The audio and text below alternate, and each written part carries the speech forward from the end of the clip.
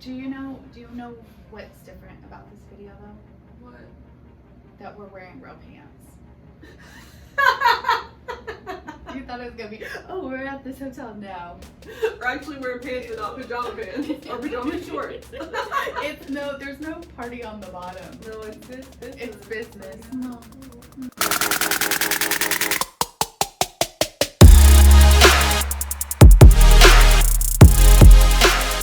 Hey y'all, welcome back to our channel.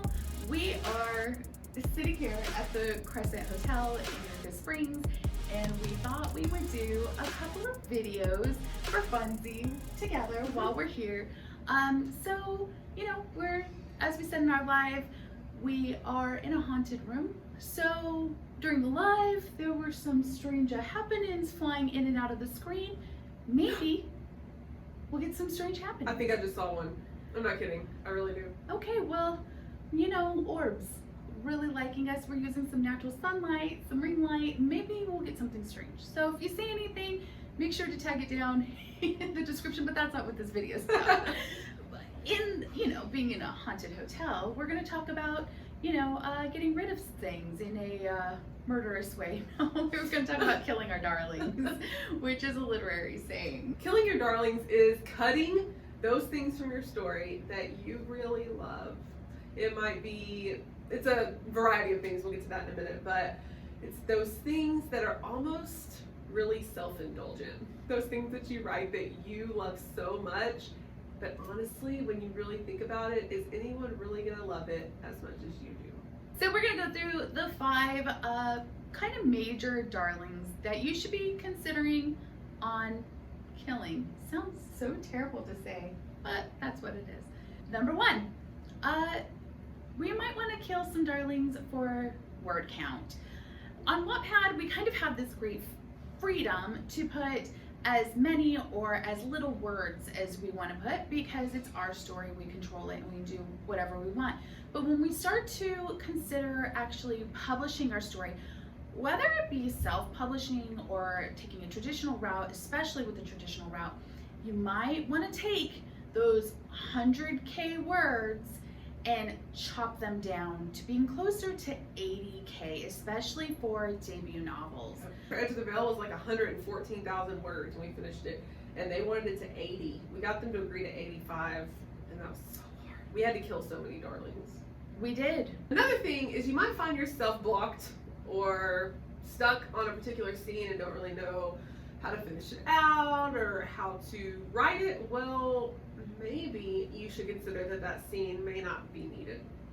May not be the time for that scene at this point, or, saddest to say, may not be needed at all. It may not have a time, and that's okay. Number 3 is your story flow, and this is really relevant to filler. I've not talked about filler in a long time in my hatred for filler, but dang it, we're going to talk about it in this video. If you've not watched previous videos where I talk about this, it's kind of my Wattpad pet peeve to see somebody put at the end of their chapter, This was just filler. oh God, please don't. Why am I reading it then? So filler is yuck, we don't want to do it. So for the sake of the story, we want to get rid of any type of filler, and you may really love those filler scenes, especially when we're writing romance.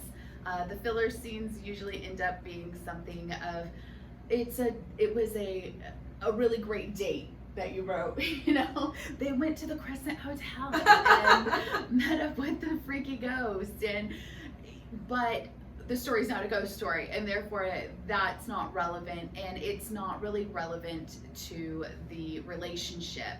So what you want to ask yourself at the end of every chapter is, how did this chapter move my story forward? How did I get closer to the climax and the big reveal in my plot? Here's some darlings that are very painful to cut, and those are characters. Sometimes you have too many.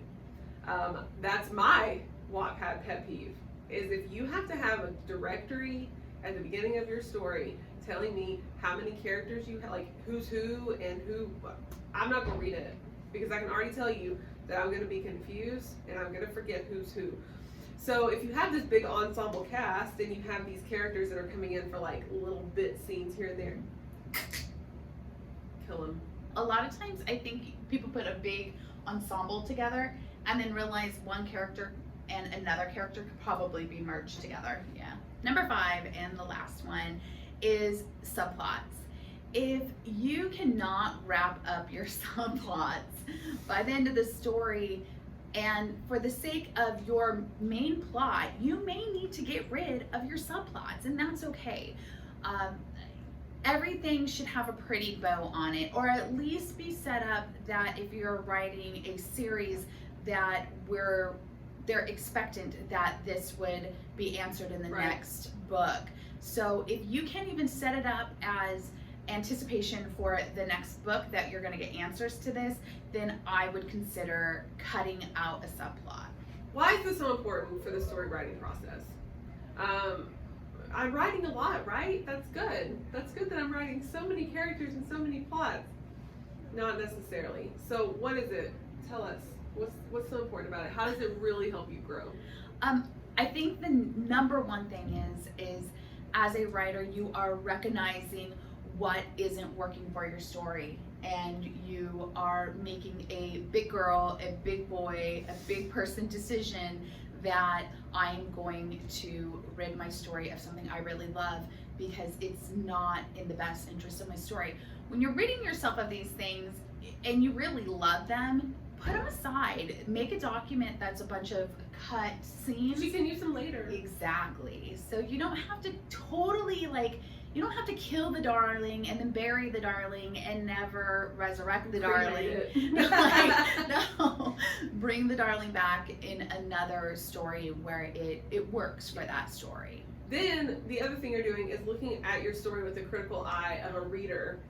So think about your readers. Are they going to notice that this is in here for what?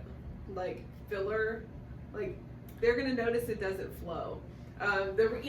Most readers will notice, these things that aren't really necessary. Yeah. And you're really disciplining yourself by cutting these things that you think are super important, but once you really sit and contemplate, realize not so much. And it is hard. It's hard to let go of the things that you get so attached to, especially when you finish the whole book and it's still stuck in there and you got to kill it later. It is hard. So and there's a difference between having a low self-esteem about your writing and reviewing it with a mature critical eye. So I think we all kind of start off or look back on something and go, well, that was crap. Oh, that was it. I just wrote 60 pages of shit. That's not what we're talking about. What we're talking about is that you are looking at your story as a reader, as somebody that picked this book up in the store and really was hoping to enjoy it. So please understand that there's a difference between looking at it with low self-esteem and looking at it with a critical eye. Right. We hope you learned something about killing your darlings, because it is very important. If you have something to add, tell us about a darling that you've killed in the past, or one that you know you should but can't seem to do it, and we will cheer you on. Let us know in the comments. And if you want to go read our stories and check out Spellbound, I'm going to give Spellbound a big, lift in this video. Spellbound, which takes place in a haunted hotel. Right. Go check out Crystal and Felicity on Wattpad and read it for free. If you like this video, make sure you do 3 things. Give us a thumbs up, subscribe, and click the notification bell so you never miss an upload every Friday. And as always, write what you love.